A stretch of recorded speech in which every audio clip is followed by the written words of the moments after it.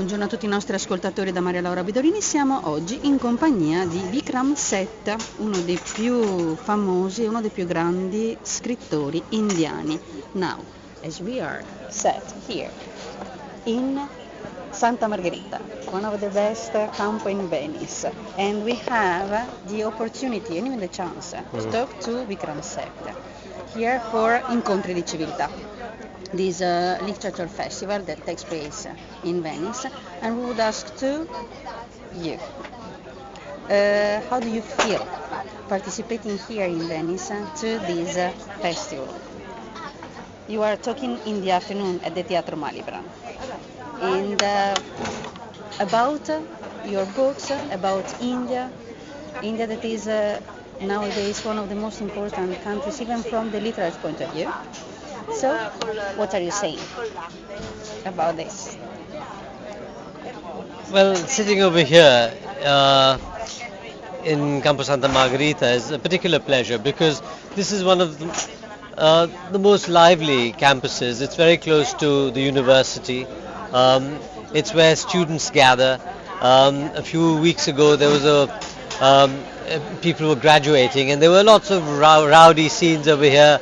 Students were singing songs together, some of them which can't go out on radio. They were so graphic, let's say, congratulating their fellow students and pouring drinks over them and draping them in toilet paper and so on. It was a very lively scene. It was not something that was particularly touristy. It was for the people of Venice itself, the young students, and that's why I feel that this particular campo has a particular flavor of Venice. Now, my problem as someone who's staying here for 4 months in Venice is actually getting to work, because every day as I turn around some corner I find some particularly interesting event happening, or some particular conversation, or a particular dog who looks very interesting, or someone who's having an argument with someone.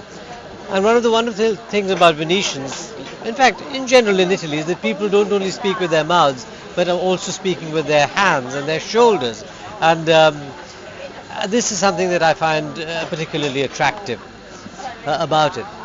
The other thing is to be surrounded continuously by so much history, so much beauty, so much interest in art and architecture, and to my surprise so much sculpture, which is something that I'm particularly of late have become particularly interested in. Considering that there's no stone around anywhere in Venice, it's built on mud, it is amazing how much sculpture one actually sees around here, partly because it's a way for the great families of Venice to emphasize their importance, partly because of the civic virtues that the Republic, the most serene Republic of Venice, tried to show the rest of the world. But whatever it is, I find that particularly interesting, and as a result it is quite difficult to write here.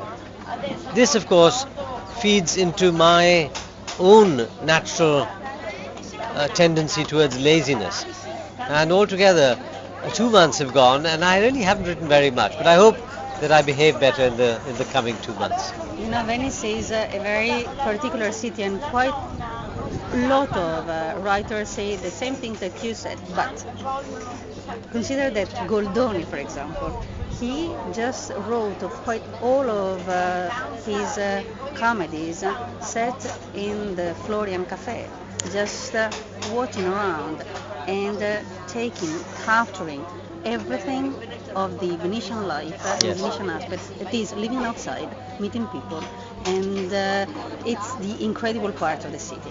Absolutely, but Goldoni was of course born in the city, in that lovely Gothic building near San Stai. No, not that, San Thomas, in fact. And so in a sense he knew the city, and so he was making notes. For me, I don't really know the city. For me, it's almost too exciting here to be here. After a few years I could sit maybe in Florian or some other cafe and write, but it is interesting about Goldoni, for example. He got his material from the stuff of Venetian life. In a sense, that's what I did when I was writing A Suitable Boy. I got my material from the stuff of North Indian life. And similarly, you could say other painters, other artists, not only dramatists, but take someone like Longhi, who, of course, Goldoni wrote a sonnet to him saying, "You're my sister muse." One uses the paintbrush and one uses the pen to display life, whether someone having chocolate in bed or the rhinoceros and people looking at it with masks. Venetian artists have always had a very interesting take on Venetian life. It's always been not kings and queens so much, or even doges, but the common life of the people. And even with Veronese, even if he's describing grand events or whatever it is, you always see the dog or the servant or the person who's doing something quite different from the main events. That I find very interesting. It's not exactly democratic, but it's an acceptance of the life, la vita, come si dice, quotidiana.